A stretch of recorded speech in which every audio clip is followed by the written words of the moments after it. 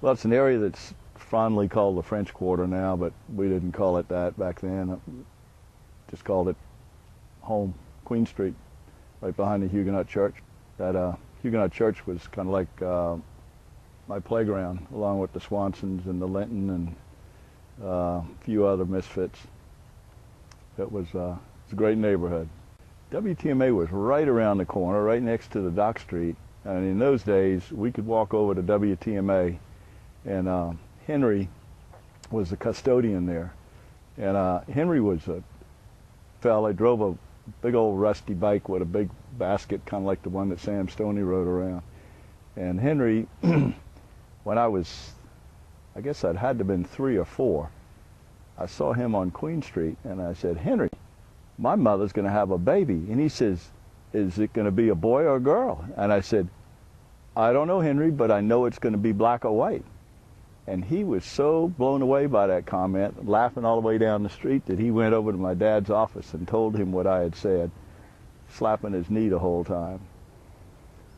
But, and that was before black and white was kind of the vernacular. I don't know where I pulled that up, but that was what happened. But you go in the Dock Street Theater, it was all wide open. You could walk in there and do anything. The little old ladies knew mom and dad and all that, so it was hard to get in trouble. It really was. You know, it wasn't my favorite memory. My favorite memory growing up wasn't really just one thing. It was a continuing thing that we did. Me and my buddies, Robbie Swanson, Tino, Chip Linton, occasionally, was digging in privies and digging in people's basements and or their backyard, looking for cannonballs or pipe stems or, you know, old lead musket balls or clay marbles, stuff like that. And we found a lot of that stuff. I mean, it was incredible. It was all there for the picking. I mean, I remember walking out after a good hard rain on Chalmers Street, walking out Swanson's front door, and we looked down there, and in between the cobblestones was a damn slave tag. Copper slave tag, had a number stamped on it and hole punched in it, and it had been sitting there for a while waiting for somebody to pick it up. That was, of course, before Chalmers Street was redone with the concrete holding the stones in place. Back then you could pick up the stones and roll them around if you found a round one.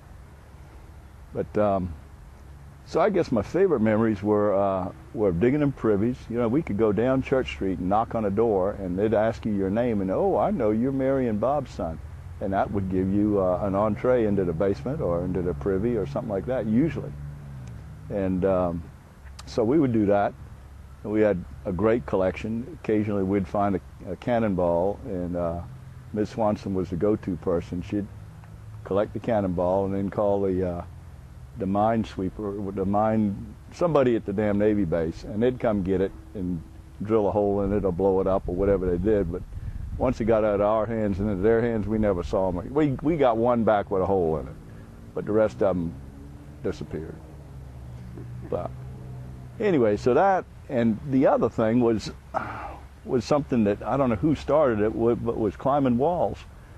And that started out in my neighborhood, climbing walls, climbing buildings. We'd try to get on a building on Broad Street and see how far down Broad we could get before there was an alley that we couldn't jump over. But then we gravitated down towards Thornhill's neighborhood, and we'd get on a wall on the street and see if we could get all the way to, I guess, Lambeau. And that was a lot of fun. We'd get on at the Swordgate House, and of course they had walls all around. Ease on down past Thornhill's, across the street's wall. Then there was the Pineapple Gate, and that was sort of sometimes people were there, sometimes they weren't. Get down that wall, get down to the Haggertys, I think were next. And then somewhere in there we ran into the backside of, yeah, we'd run into the back of the Manigos, go down their wall. Couldn't quite get to Lambeau. I forget what it was, but there was always something in the way.